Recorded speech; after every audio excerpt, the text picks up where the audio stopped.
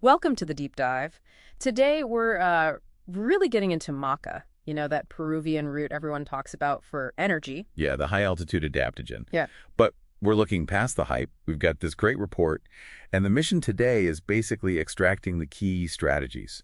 How do we take it from just a root powder to something, well, truly optimized? Right, because the report highlights a couple of big roadblocks, doesn't it? Exactly. Two main things often hold it back.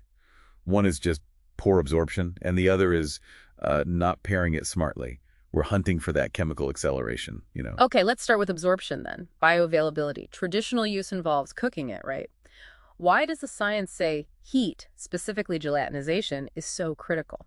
Well, gelatinization is absolutely key. It's a process using heat and pressure, and what it does is break down all that dense starch in the raw root. So that makes it easier on the stomach. Definitely prevents the gastric distress you can get with raw powder. You're basically just eating expensive fiber otherwise. But more importantly, it massively improves how well you absorb maca's main active compounds. We're talking about the macamides, which are lipophilic fat soluble.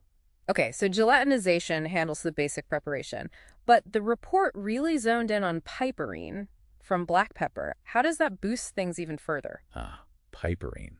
It's a fantastic bioenhancer. It works in like two main ways. First, it slows down your metabolism of maca. Ow. It inhibits certain liver enzymes, the CYP enzymes. Think of them as the cleanup crew.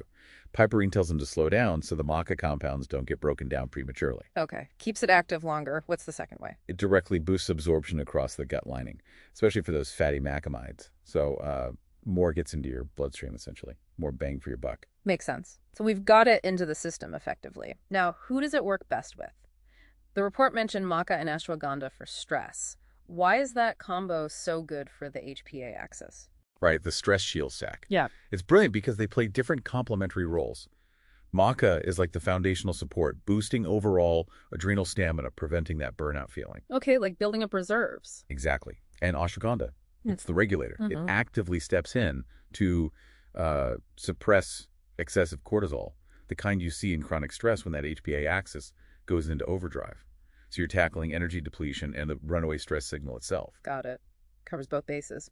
Now, what about physical performance? The source talks about maca and cordyceps having this deep synergy. What's the mechanism there? Yeah, the energy amplifier stack. What's really interesting is they duplicate a key mechanism. Both maca and cordyceps stimulate something called PGC-1 alpha. PGC-1 alpha. You can think of it as the master switch for building new mitochondria, your cell's power plants. So by hitting this from two angles, you get this really robust amplified boost in ATP production capacity. Which means more endurance. More endurance, yeah, and potentially faster clearance of things like lactic acid. It's a powerful combo for physical output. Okay, so we have these powerful pairings, but how do we actually use them? The report suggests we can't just, dump everything into a smoothie at once. Absolutely not. Strategy is key. A split dosing approach across the 24-hour cycle makes the most sense. You match the stack to the goal for that time of day. Like what? So, morning or daytime, focus on that performance stack. The maca, the cordyceps, maybe some L-theanine for focus. Leverage those stimulating endurance effects. And evening? Evening is for restoration. That's when an ashwagandha dominant dose, maybe an hour or so before bed, really shines. Maximize that cortisol suppression.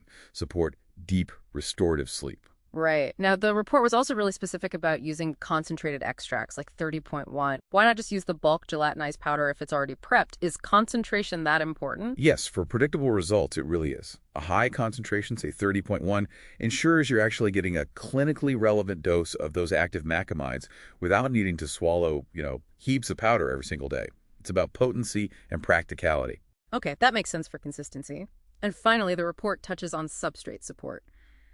We can't forget the basics, right? Correct. These adaptogens are signaling molecules, but the body still needs the raw materials to respond. Things like magnesium, zinc, vitamin B5, pantothenic acid, they are crucial cofactors. For what specifically? For efficient energy production, ATP synthesis, and also for the endocrine glands to actually make the stress hormones properly in the first place. You need the fuel for the machinery. This really paints a full picture from prep to pairing to timing. But okay, final thought to leave people with. We've talked a lot about building energy with maca, but what about reducing the drain on energy? That's a great point. If we zoom out, chronic inflammation is a massive energy drain. This brings turmeric, or specifically curcumin, into the picture. Its power lies in activating pathways like NRF2 and PPAR-gamma, which actively fight that systemic inflammation. So the connection is, Well, the provocative question is, if you significantly lower that background inflammatory noise, that constant energy drain, by optimizing the body's environment with something like curcumin, how much more powerful could Maca's mitochondrial boosting effects actually become? Reducing the drag might just amplify the push, something to explore